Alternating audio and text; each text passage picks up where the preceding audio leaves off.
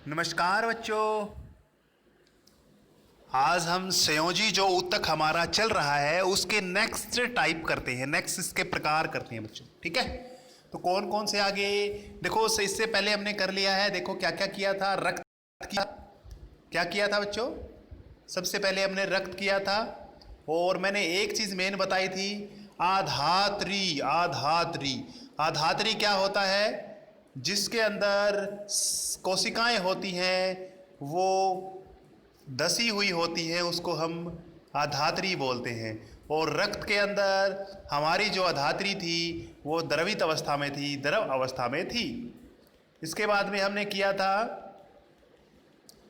हड्डी उपास्थि किया, अस्थि किया था। ठीक है, ये हमने कल 4 टाइप किए थे, उसको एक बार कल वाला वीडियो जरूर देख लेना। आज हम नेक्स्ट स्टार्ट करते हैं, 5वां स्टार्ट करते हैं, उपास्थि। उपास्थि अस्थि का ही रूप है एक तरह से। इसके लिए आप अपने कान को पकड़ सकते हो, कान को पकड़ के देखो, यानी हिला सकते हो, इसको दबोच सकते हो, ये मुड़ सकता है, इधर उधर हो सकता है। इसकी जो हड्डियां हैं, और नाक की बात मैं करूं, नाक के अंदर भी कुछ ऐसा ही होता है। नाक को भी तुम इधर उधर कर सकते हो और हाथ से दबा सकते हो। इसी तरह से हमारे जो सांस नली है उसको भी तुम थोड़ा प्रेस कर सकते हो। तो कहने का मतलब है, ये हड्डियां क्या होती हैं, ये जो अस्थियां होती हैं, इनको उपास्थि बोला जाता है। तो पढ़ते हैं इसको। यह ऊतक जो है लचीला, एक तरह से हम कह सकते हैं लचीला होता है। और जो हड्डी होती है इसकी, सॉरी, जो हड्डियां हैं यानी अस्थियां हैं, उससे थोड़ा कम मजबूत होता है। इसकी कोशिकाओं के बीच में अच्छा खासा स्थान होता है। और इसकी जो ठोस आधात्री होती है ना, वो प्रोटीन और शर्करा यानी शुगर की बनी होती है। और एक बात याद रखनी है, ये जो अस्थियों के चारों ओर, अस्थियों के जोड़ों की बात करते हैं, चारों ओर नहीं, अस्थियों के जोड़ चिकनी बनाती है। यह अस्थियों यानी उपास्थि जो होती है ना, जो क्या करती है, अस्थियों के जोड़ जो होते हैं उनको चिकनी बनाती है। और यानी उपास्थि नाक, कान, कंठ, श्वास नली में भी उपस्थित होती है, ये याद रखना है। अगला पढ़ते हैं एरियोलर, दूसरे का छठा पार्ट, यानी संयोजी ऊतक में कौन सा कर रहे हैं हम, संयोजी ऊतक हम कर रहे हैं इसमें ना। जंतु ऊतक का दूसरा पार्ट है संयोजी ऊतक।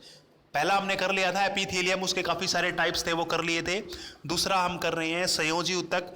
संयोजी ऊतक में हम छठा प्रकार हमारा आ चुका है एरियोलर। देखो, ये सबसे ज्यादा फैला हुआ ऊतक होता है शरीर में। यह त्वचा और मांसपेशियों के बीच जो रक्त नलिका है चारों ओर होता है, नसें होती हैं उनके चारों ओर होता है।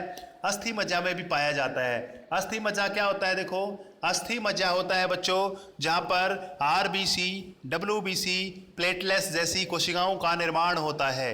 याद रखना है, डब्ल्यूबीसी, आरबीसी, यानी कहने का मतलब है जो ये ऑक्सीजन को कैरी करती हैं, जो हमारे घावों को भरने के लिए कह सकते हैं, यानी रोगों से लड़ने के लिए कह सकते हैं, उन कोशिकाओं का निर्माण होता है, वो अस्थि मज्जा में होता है। याद रखना है।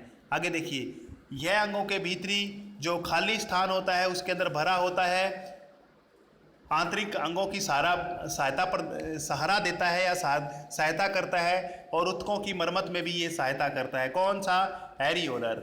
वसामय ऊतक, वसामय नाम से क्लियर है, वसामय का मतलब है इसमें वसा होती है, याद करना है। यह त्वचा के नीचे और आंतरिक अंगों के बीच में पाया जाता है। बिल्कुल अपनी जो त्वचा होती है ना, स्किन होती है, इसके नीचे पाया जाता है बच्चों। और एक बात होती है, इससे क्या होता है, ये त्वचा के नीचे पाने से हमारे शरीर की गर्मी बाहर नहीं आ पाती और बाहर वाली गर्मी हमारे शरीर में अंदर प्रवेश नहीं कर पाती, इसलिए हमारे शरीर का तापमान मेंटेन रहता है। देखिए इसमें पढ़ते हैं, इस ऊतक की कोशिकाएं वसा की गोलिकाओं से भरी होती हैं। कहने का मतलब है वसा इसमें स्टोर होती है। यह उष्मा के कुचालक की तरह कार्य करता है। यानी ये जो जो वसा में है उष्मा का कुचालक है, इसलिए ये जो ऐसा वसा संग्रहित होने के कारण होता है। ये उष्मा का कुचालक इसलिए है क्योंकि ये वसा का संग्रहण करता है, वसा को इकट्ठा करता है। अगर इसमें वसा इकट्ठी है तो अंदर की एनर्जी जो है वो फिक्स रहती है। कहने का मतलब बच्चों ऊष्मा ऊर्जा की बात हम कर रहे हैं। अगर सर्दियों में हम अगर टेम्परेचर मापेंगे ना अपना 37 डिग्री ही मिलेगा एक स्वस्थ व्यक्ति का। रीज़न क्या है? जो ये हम वसा में उत्तक पढ़ रहे हैं, वसा में उत्तक शरीर की जो ऊष्मा है उसको बाहर नहीं निकलने देता और बाहर वाली को अंदर नहीं आने देता, ये हम कह सकते हैं।